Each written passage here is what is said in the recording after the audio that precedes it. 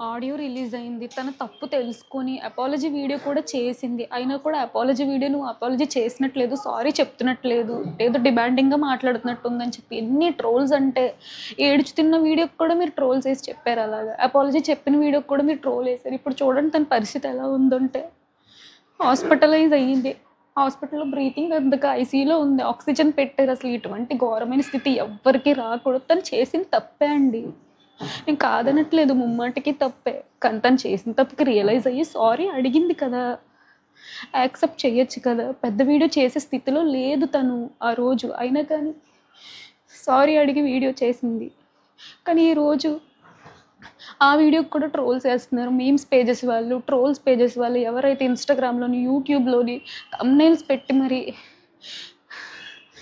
చెప్పలేనండి. మొన్నే మా ఇంట్లో మా డ్యాడీ చనిపోయారు. 3 నెలలు కూడా అవ్వలేదు ఆయన చనిపోయి. ఇంక ఈ బాధ తట్టుకునే ఓపిక, శక్తి కూడా మాకు లేదు. ఇంకో చావు మా ఇంట్లో జరగొద్దని నేను కోరుకుంటున్నాను. ఆ పిల్లకి ఏమవుతుందో అనిపించింది. పచ్చళ్ళ బిజినెస్ వద్దు, యూట్యూబ్ వద్దు, ఏమొద్దు. అది సేఫ్‌గా ఉంటే చాలు. ప్లీజ్ మీకు దయచేసి రిక్వెస్ట్ చేస్తున్నాను. ఈ ట్రోల్స్, మీమ్స్ ఏవైతే ఉంటే కొంచెం ఆపండి. మిమ్మల్ని రిక్వెస్ట్ చేసుకొని అడుగుతున్నాను.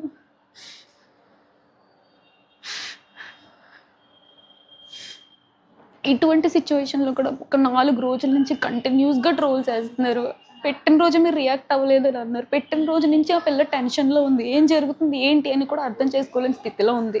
నెక్స్ట్ డే నేనొచ్చి వీడియో పెట్టాను. ఇలా ఇలా జరిగింది. ఆ మెసేజ్ ఎందుకొచ్చిందో నాకు తెలీదు. నేను మా ఇంట్లో లేను అని నేను చెప్పాను. దానికి కూడా ఫుల్ ట్రోల్ ఏసుకున్నారు. మీరు బయట కనిపిస్తే అది చేస్తాము, ఇది చేస్తామని చెప్పి ఇన్నిన్ని మాటలు అన్నారు. తర్వాత ఆ ట్రోల్స్ అన్నీ చూసి తను తట్టుకోలేక బ్రీతింగ్ ఇష్యూ వచ్చిందని హాస్పిటల్‌కి తీసుకెళ్తే వాళ్ళు బీపీ అదంతా కామ్ చేసి టాబ్లెట్లు ఇచ్చి మళ్ళీ ఇంటికి పంపించారు. ఇంటికి పంపించిన తర్వాత మా చిన్న చెల్లి వీడియో చేసి పెట్టింది. అది కూడా ట్రోల్ ఏసి మాట్లాడారు.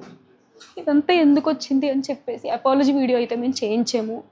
అపాలజీ వీడియో 30 సెకండ్స్ పెట్టింది ఒక షార్ట్ లాగా. అది అపాలజీ చేసినట్టే లేదు. మీరు పెద్ద ఫార్మాట్‌లో వీడియో చేయలేదు. అపాలజీ చేస్తే సరిపోతదా అని అంటున్నారు. ఇంకేం చేయమంటారండి పోనీ చెప్పండి. ఇంక చావు తప్ప ఇంక మాకు ఇంక దిక్కయితే లేదు.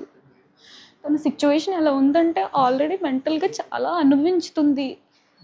ఊపిరి అందక ఇప్పుడు ఈరోజు బెడ్ మీద ఆక్సిజన్ తీసుకునే పరిస్థితుల్లో ఉంది. ప్లీజ్ అండి దయచేసి ఈ ట్రోల్స్, మీమ్స్ ఏవేవైతున్నాయో ఇక నుంచి ఆపేస్తారని నేను కోరుకుంటున్నాను.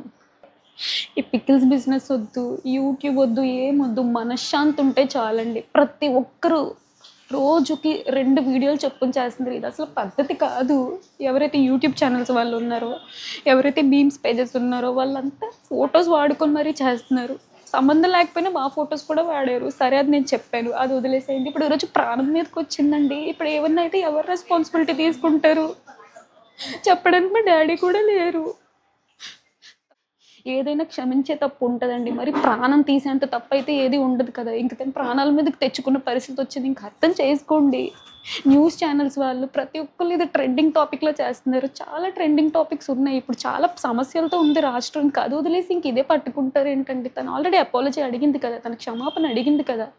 ప్రతి తప్పుకి క్షమాపణ ఉంటది కదా! ఇంక చాలు దయచేసి ఇంక ఈ గొడవ ఇక్కడితో ఆపేయమని కోరుకుంటున్నానండి. మమ్మల్ని, మా ఫ్యామిలీస్‌ని ఇంకా అందులోకి లాగొద్దు. ప్లీజ్ అర్థం చేసుకోమని నేను కోరుకుంటున్నాను.